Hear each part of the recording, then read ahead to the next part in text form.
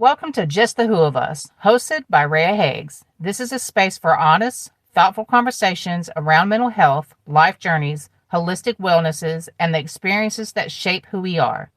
Take a breath, settle in, and join Reah and today's guests as we explore the stories that connect us. I wanted to have you back today to talk about your journey from childhood to being a behavior parent coach. Yeah, I'm happy to And share that. Yeah.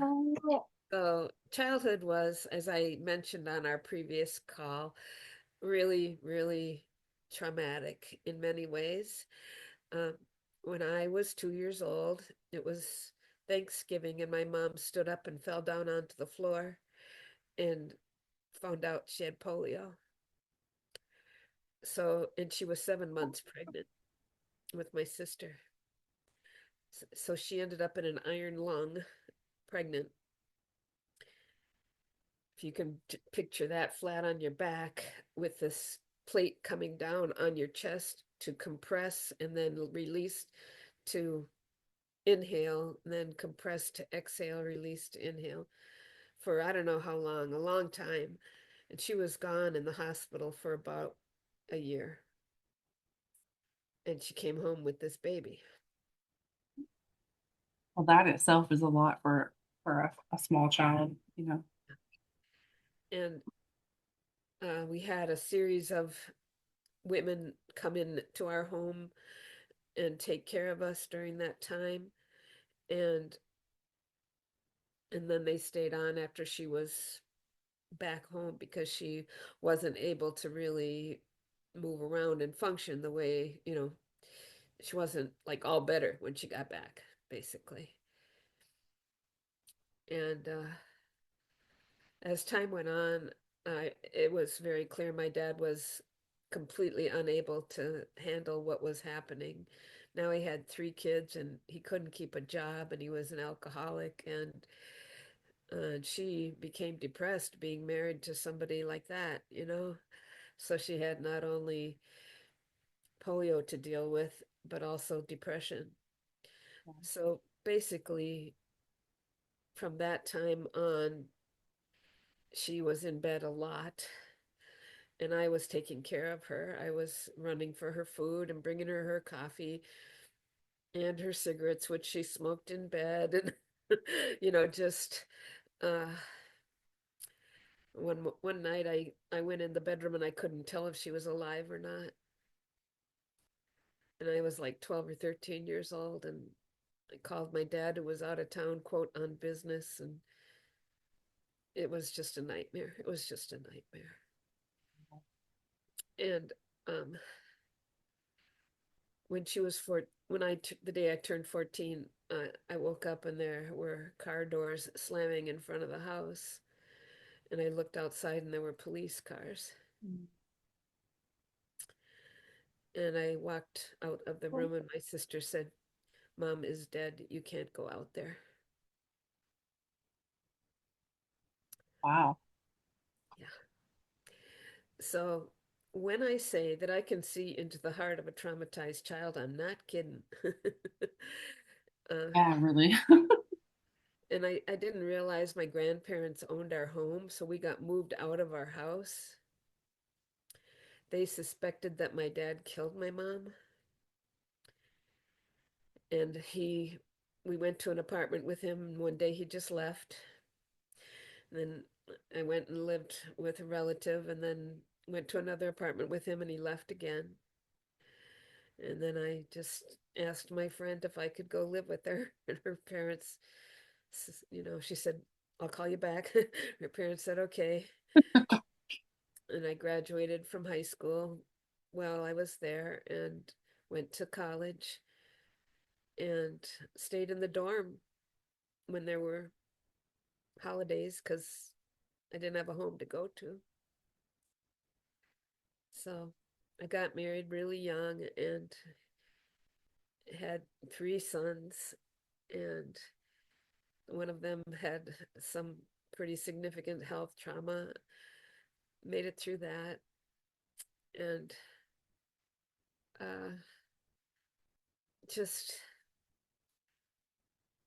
just knew as I became a school psychologist. I went to graduate school. I became a school psychologist because I wanted to make school a safe haven for kids, which it was not for me. So there really was no safe haven, home nor school.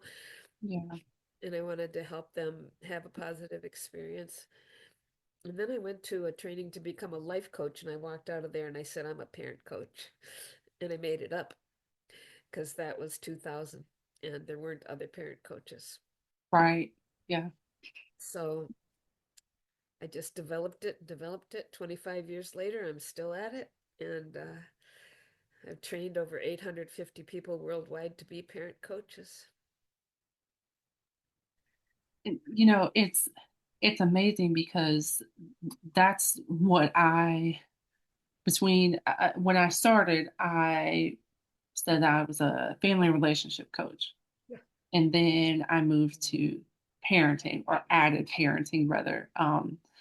And it's something that, this was already kind of a thing when you think about family and relationships. Coaching, relationship coaching is kind of a common thing.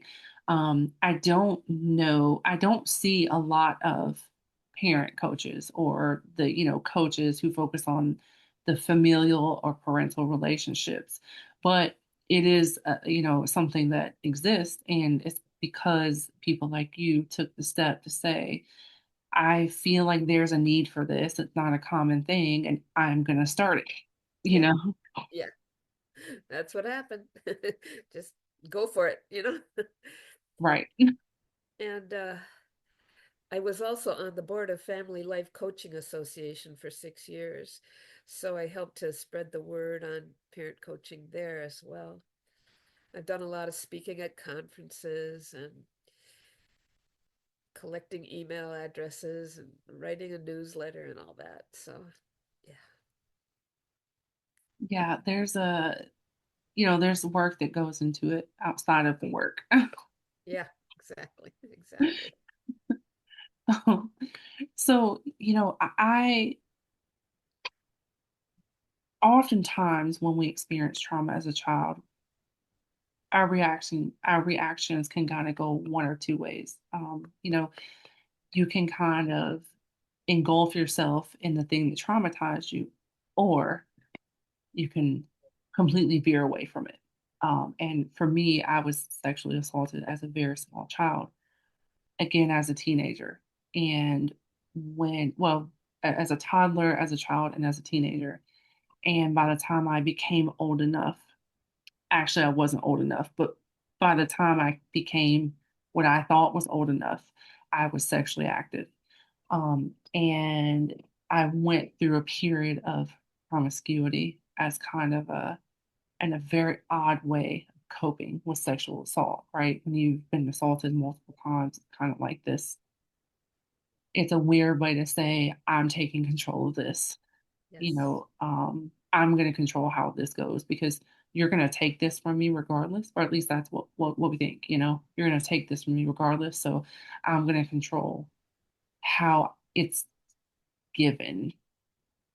And in reality, we are, it can be, the way we respond can be very harmful to our bodies and our psyches, you know.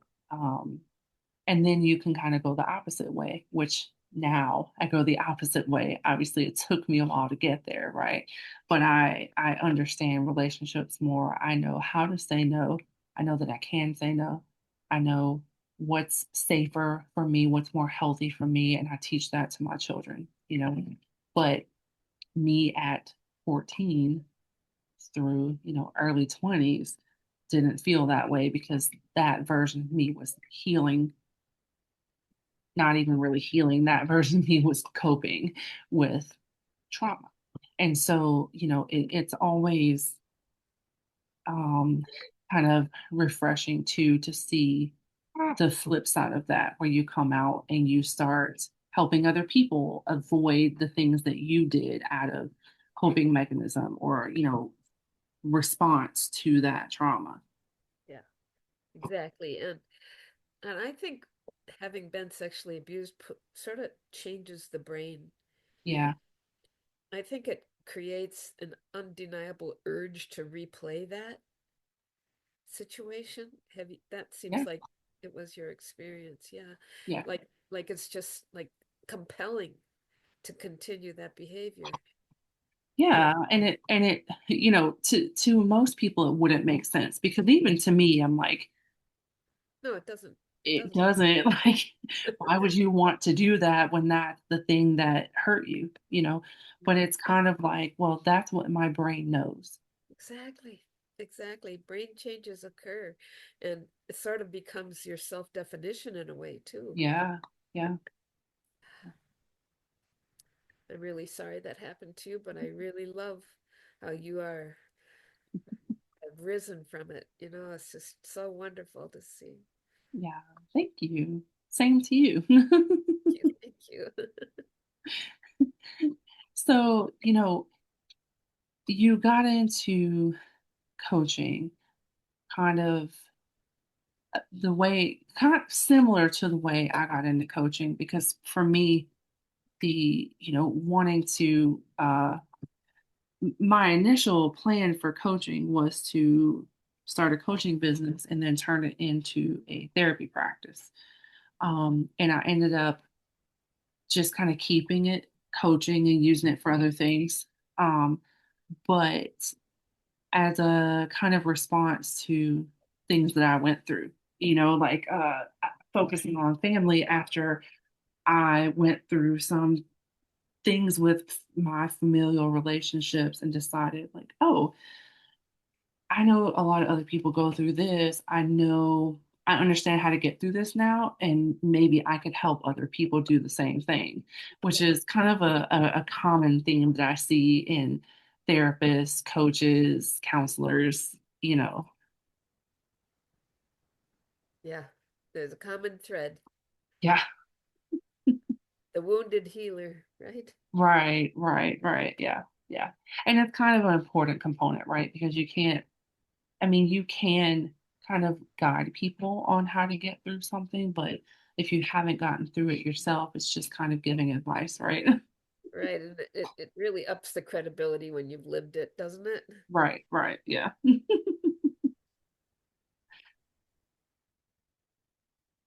What I love about that too is that people can feel no judgment from me, you know? And I certainly wasn't a perfect parent when my kids were growing up. Miraculously, they're all thriving now, but um I went to adult children of alcoholics meetings. I read, I got therapy, I did all the things, conferences as much as I could so that I wouldn't hand down that stuff to my kids, you know? And they're all psychologists now. That's amazing. Crazy. Yeah, but it's funny though how we break those patterns, right? Because my father was also an alcoholic and my mother for a period of time. And, I went through my own kind of struggle with alcohol. But I'll tell you who hasn't, and that's my children. Right. And even my oldest child, who I had at 14, and so he saw a lot of like, he knew my father more than any of my other children. He's known my mom for longer in life. He's seen certain struggles with her, and even him, he's very particular about how he drinks. We kind of give him crap a little bit, only a little bit, because we don't want to like push him, Yeah. right? But about drinking like girly drinks. you know, but I'm like, hey, keep drinking, stick to the girly drinks. Like, he does it's fine. But, he's always been very like I've seen him maybe kind of drunk once, and that was because he had like a one big can of something. It wasn't even like he was throwing back shots of liquor, like it's very it's interesting. It's interesting the patterns that we can break when we really kind of when we choose to and when we figure out how to. Yeah. One thing that I wrote about in my autobiography is generational blips, as I call them, but generational trauma, right? Because Yeah. the things that we see in front of us as we're growing and forming our brains are oftentimes the things that we're going to imitate. And we can grow up and say that we hate them the most. Cigarettes. When I was a teenager, I hated the fact that my mom smoked. When I was pregnant, I asked her, please don't do that around me. I hated it so much. What did I do when I became an adult? I started smoking cigarettes.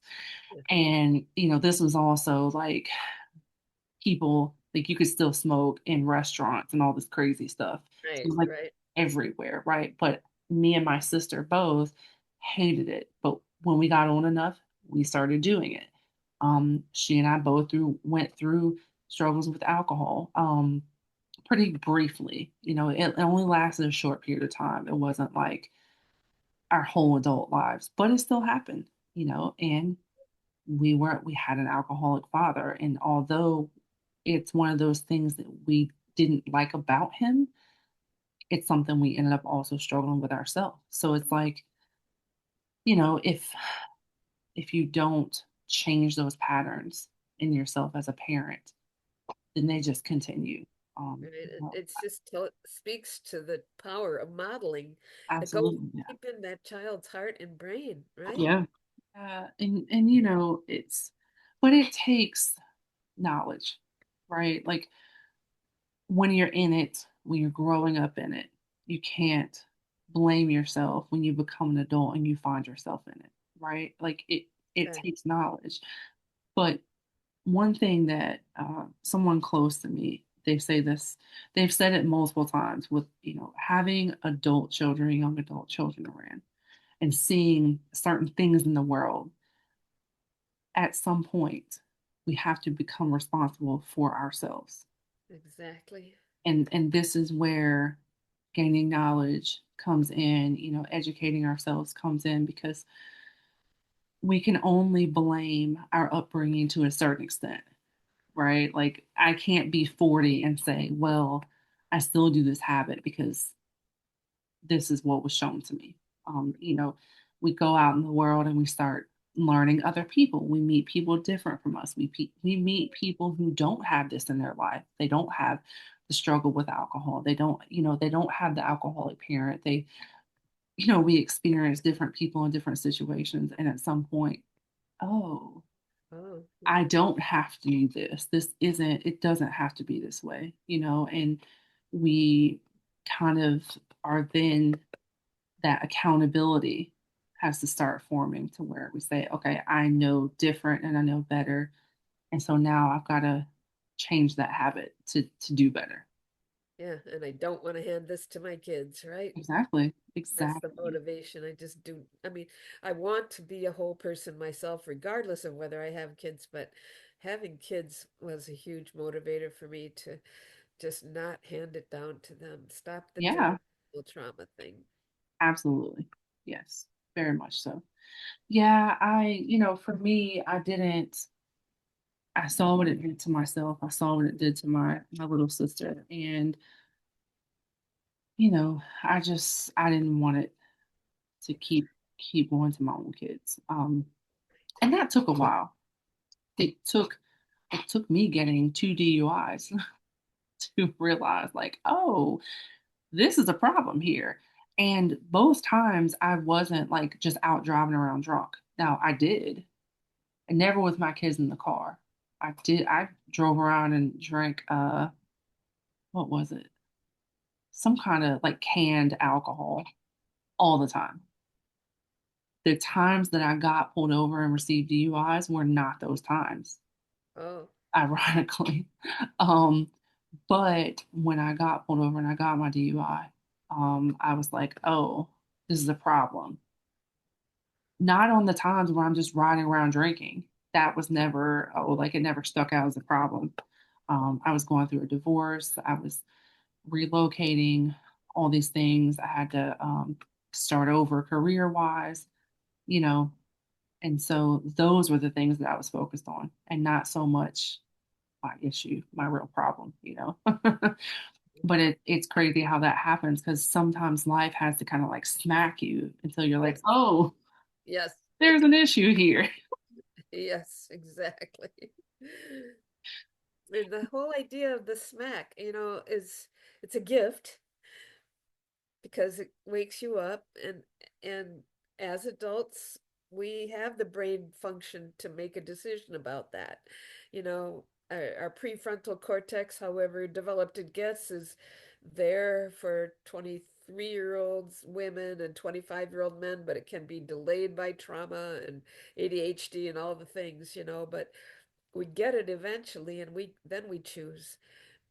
And but before that, I don't think it's a choice. I think it's just simply making it from day to day. It's doing the thing you know how to do to relieve the pain. That's the way I see addiction, is just escape from a tremendous amount of pain. And Absolutely. Yeah. so it's actually adaptive in many ways, because you have to escape that pain one way or the other. Yeah. And it's Yeah. it's quite handy to have alcohol there. Yeah. It's easily accessible, or other drugs, meth or Right. marijuana or whatever it is. It's easily Absolutely. Yeah. accessible, and it's a quick out. But Right. but then Right. then we have a moment of reflection. Is this getting me what I want? Yeah. Yeah. The more I learned about addiction, before I really had any kind of insight into anything mental health, my question always regarding my father was, why did you choose addiction over us? Yeah, And the more educated I became, and the more experienced in life I became, my question changed to, what did he experience exactly, earlier in life that exactly. brought that addiction, that brought him to turning to that coping mechanism? Because and my stepmom used to try to explain this to me all the time, that your father loves you, but he's an addict. And of course, me, I'm like, so I don't care that he's an addict. Why is he choosing to do that over me? And but the reality of it is that there is some kind of trauma that happened that led him to turning to this addiction, right? And this addiction eventually took him over. It depleted his body, and he ended up passing away. And years after he stopped drinking, but he'd always kind of self medicate in other ways. So there was Yeah, always something he was feeding, yes. but the real question is, what happened to that person? That's what I want to know now. Like, what happened in his life, because something traumatic happened, you Yeah. know. So that's the thing. Don't ask what's wrong with you. Ask what happened to you. Oprah Winfrey uh, has that, what happened to you? She wrote a book with that title, and it's just so profound. So profound. Yeah, one of and I completely forgot about this earlier, but one of the things, from for when my son responded to the ICU letter, he said, "I just feel so angry all the time." Mhm. And I was like, "Thank you." I said, "That's amazing. Not that you're always angry, but the fact that you are able to communicate that to me, that's amazing." Like, I was so happy because now we have a starting point now. And I can understand that, because I've always felt that way. I'm Anger is my quickest emotion. Anger is the easiest emotion. Yeah, Frustration and anger have always been my easiest emotion. And not so much now that I'm older and I'm, more educated, but growing up, anger was my easiest emotion. uh-huh. Well, it makes sense when someone was sexually assaulted multiple times, and when they have an addict parent, and all these different things. Their parents divorced when they were little. There's a lot of factors. Yeah, it makes sense that that person would always be angry. Yeah, And for him, being essentially abandoned by both birth parents, a couple months old, yeah, that's something to be angry about. So, having the capacity to acknowledge something happened. What is that something that happened? And then we can really work on figuring out, okay, well, that makes sense as to why that's your go-to emotion. Yes. How can we work to navigate that emotion and navigate it when we're feeling it at these certain times, these showing it in these behaviors and things like that. How does it affect school, work, Yeah. etc. And I really loved when I heard this phrase, anger is just sad's bodyguard. Oh, I love that. I love that so much. 'Cause it is. It's a bodyguard Yeah, to yeah, sadness. And too often, most of the time, if kids are rejected by their adult, either through uh, abandonment or, I mean, alcoholism is abandonment when it comes right down to it, right? yeah. Because you don't get to be parented, you have to do something else. And Mm, kids blame themselves absolutely. because when they have parents, those parents are giants in their world, and it couldn't possibly be them. That's the problem. Right, right. Yeah. So it has to be me. I mean, that is the automatic response of most Hmm. kids. It had to be Absolutely. Yeah. something wrong with me. What did I do? What did I do wrong? How did I mess up? Yeah. And so oftentimes the anger is with themselves, which is totally unfair, totally misplaced anger, but it's what they end up with, because of the dynamic of that parent being the giant. And it can't Yeah. be them, and it must be me, right? Yeah. Yeah. It's one conversation that me and my son have, or that I have with him, rather, I guess, on the topic of his birth mother, because I know that being a child, that's how he thinks. Well, she didn't want me because of blah blah blah about me, right? Or whatever the specific case may be to him, but something about me she didn't want. And Yeah. so I've always been very intentional of telling him two things: that she God God gave God gave her him to carry in her belly, and me to be his mommy. Yeah. And this kind of, it gives them a plan. Well, this was the plan for me. God Yes. had a plan for me, and this was this. It might have looked a little different than the rest of my siblings, but God knew that I was the right mommy for him. And so that's how I became, that's why I became his mommy. And also just letting him know that, like, you being a baby, completely innocent and helpless, are not the reason that she couldn't take care of you. The reason that she couldn't take care of you was, this reason. Yeah. She, Because of her own trauma. because, yeah, she was struggling with certain things. She didn't have the financial stability there, just there were things in her life that she couldn't navigate Yes. and give you a successful life. And Yeah. so she knew that I could, and here I am. And Yeah. so, sometimes it looks different. And luckily the school he goes to, there's actually a lot of adopted kids at the school. So it's not like an uncommon thing for his social circle, for Oh, to be lovely. adopted. That's so wonderful. Yeah. So wonderful. Yeah. It is interesting that you've got a baby available a lot in your home too, because you can teach him by showing how innocent that baby is. Yeah, that's true. Hmm. And Yeah. and I, we wouldn't expect this baby to do anything so wrong that a parent would say, get away from me. oh, No that's way. good. Look at Yeah. this baby. He just eats and sleeps and needs rocking and loving and caring, you know, Yeah. and That's love so true. and love. And if the parent doesn't have the love to give because that parent didn't have that love, that's nobody's fault actually. Right. Yeah. I just try to point to the innocence as much as I possibly can. Like when I talk about when kids act out, it's really their body, not their willfulness. Yeah. And I point out about the amygdala being the threat alarm in the brain. And kids don't have any idea they have an amygdala and that it's Right. sounding off and saying, if your parents or caregivers see you, you will survive.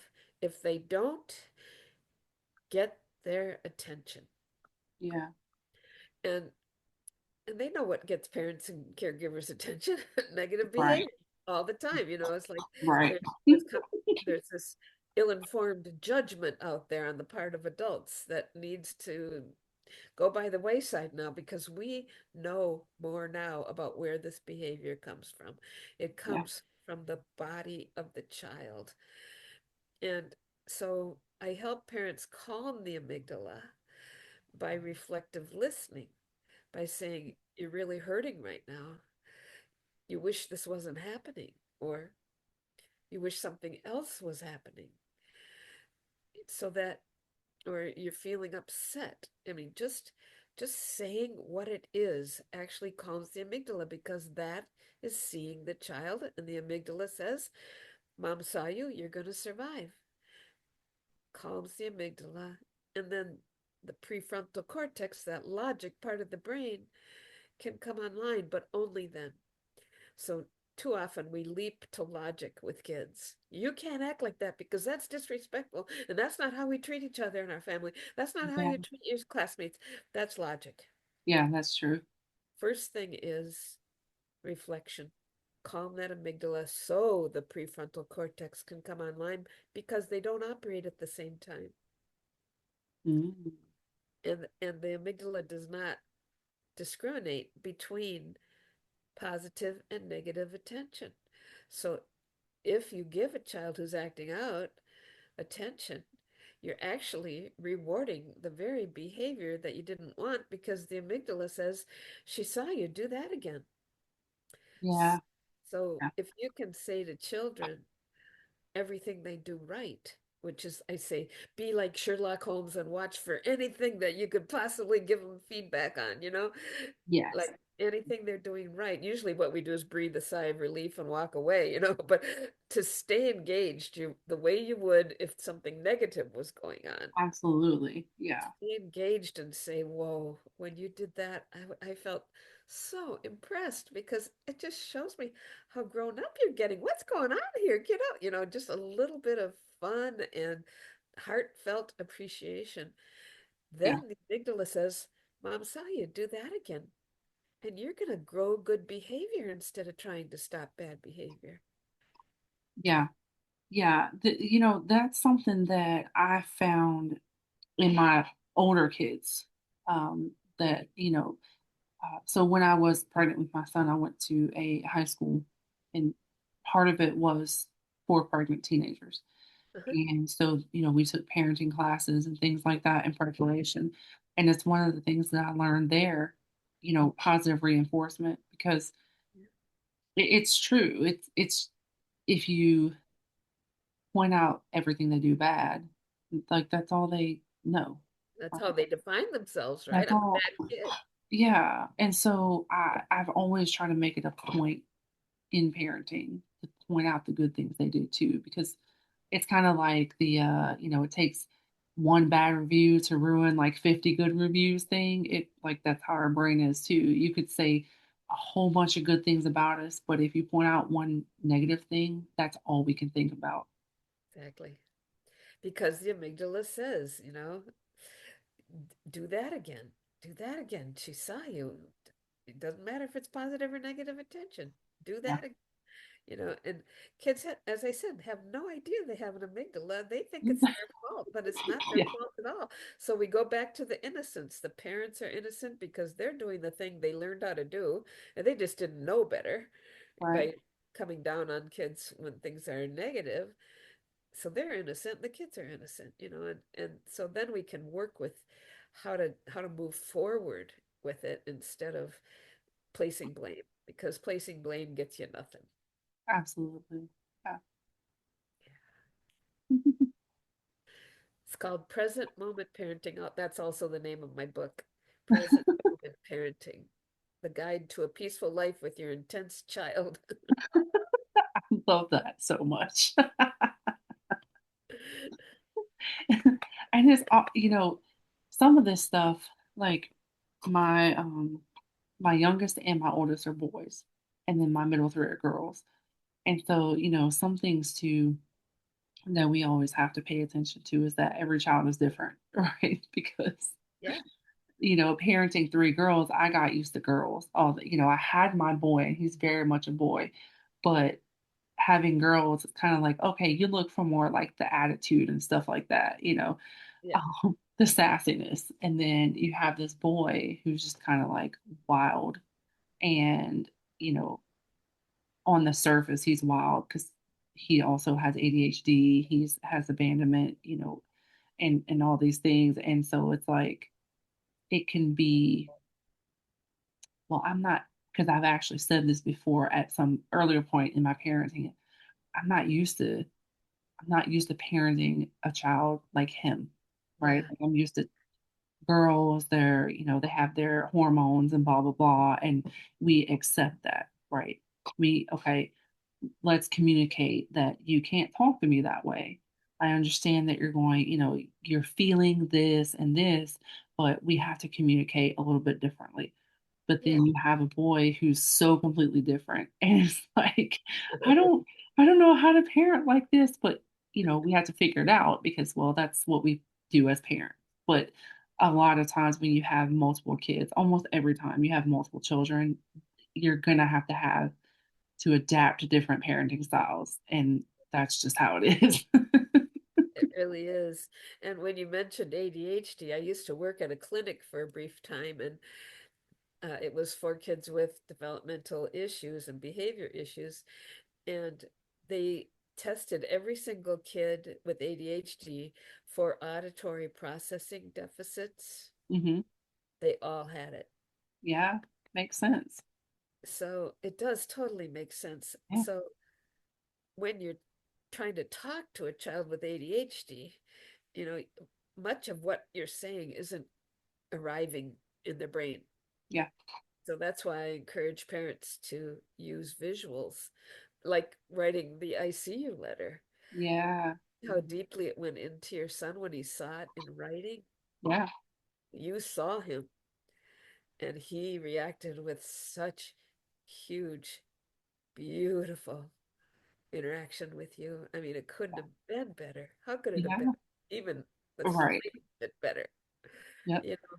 And so putting things in writing or drawing pictures and encouraging them to write back to you, like making it sort of like we're going to pass this notebook back and forth and it's just you and me. It's kind of this fun intimacy thing, it's like we got this thing going on between us and nobody else knows about or whatever. Right. And that builds that connections. It's like, so my little phrase for that is connect and reflect before you expect. Mm.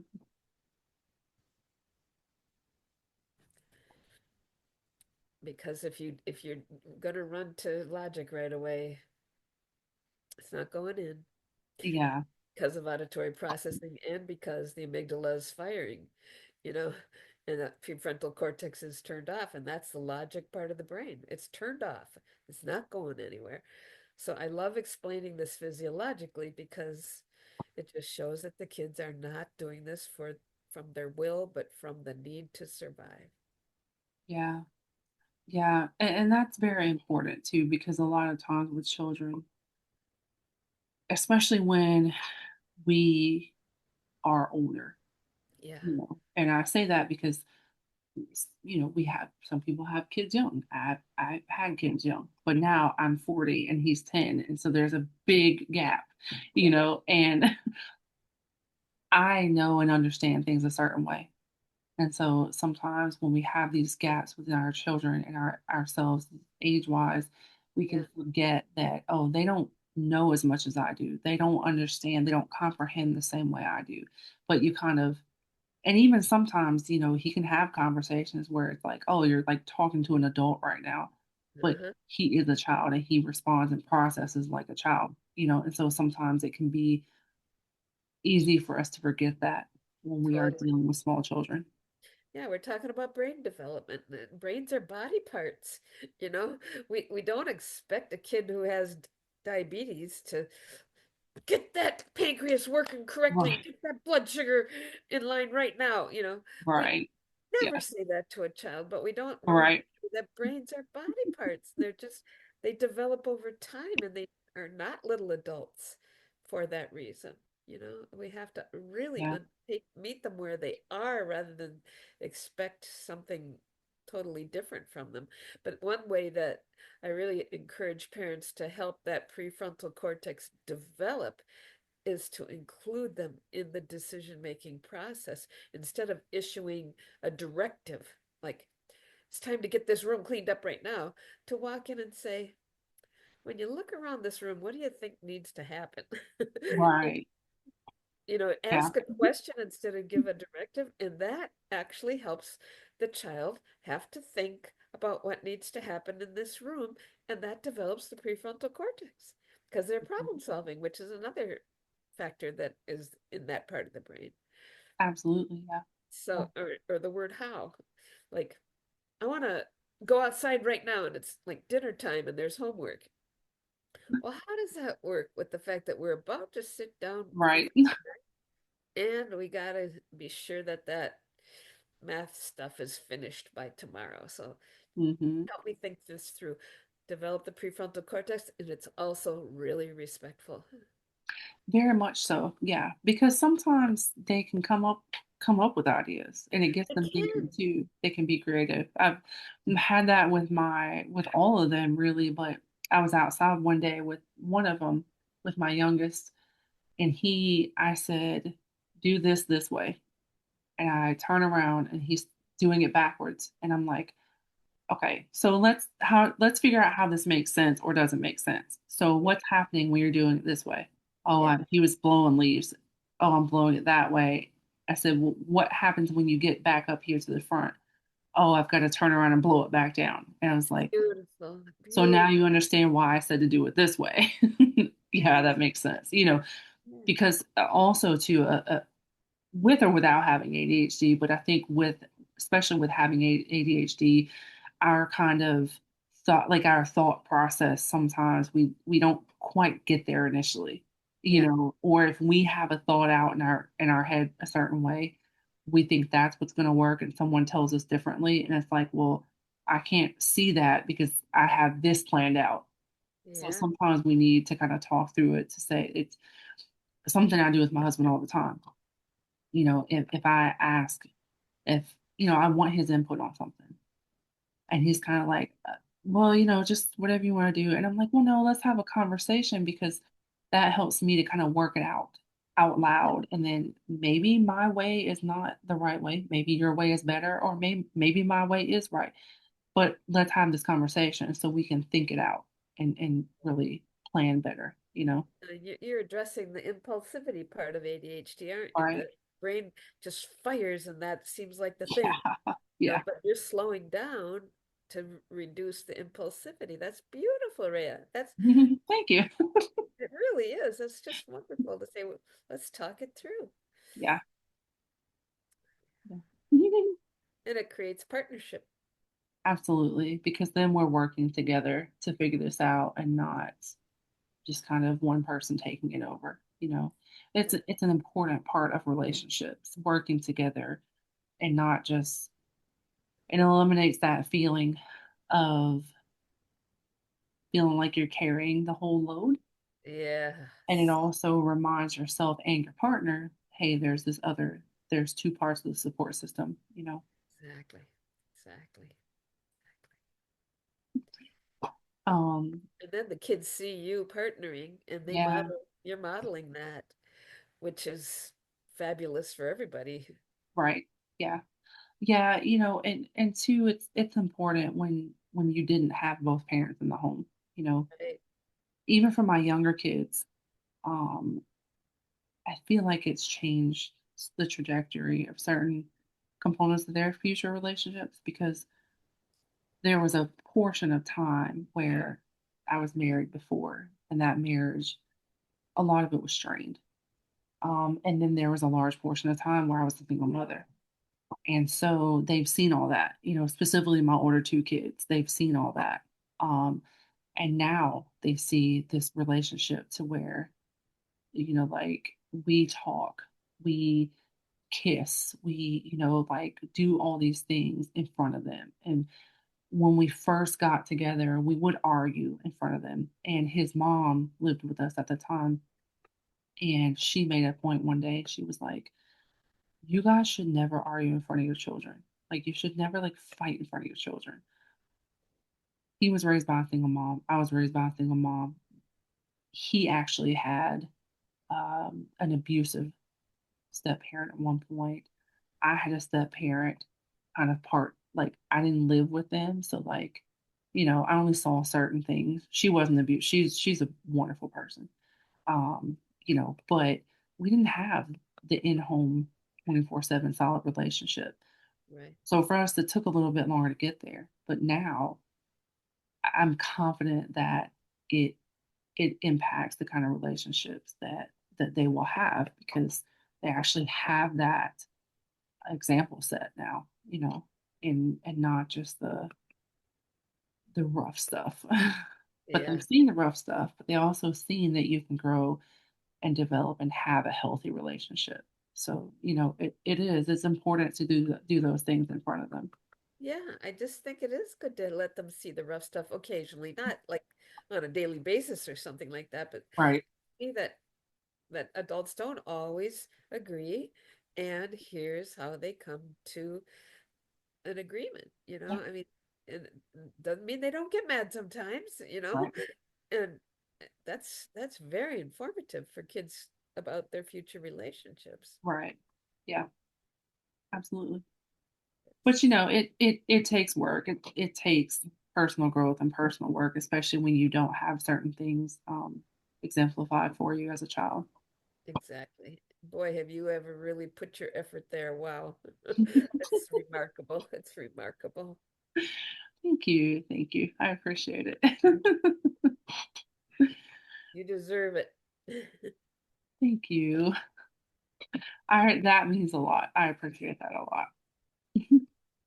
It's just true. Well, unfortunately, we've got to wrap up here, but is there anything that you would like to address or comment or ask or anything before we wrap up? I'd just like to know how to help people find me if they feel they would like to engage. It's howdoiparentthischild.com is my website. I love it. It's perfect. And Tina at howdoiparentthischild.com is my email. So it's a lot of typing, but it's worth it because it's kind of funny. And Put I'm it just, straight to the point, and I love it. yeah, and I have some openings, so just be happy to help whoever comes my way. Perfect. All right. Well, thanks again for being here, and we look forward to hearing from you in the future. Thank you, Reah, for this beautiful opportunity. What an engaging, wonderful conversation. Thank you so much. Thank you. Thank you for spending this time with us on Just the Who of Us. We hope today's conversation offered reflection, comfort, or a moment of clarity. If this episode resonated with you, feel free to share it with someone who may need it. Until next time, take care of yourself and remember, you're not alone in the journey.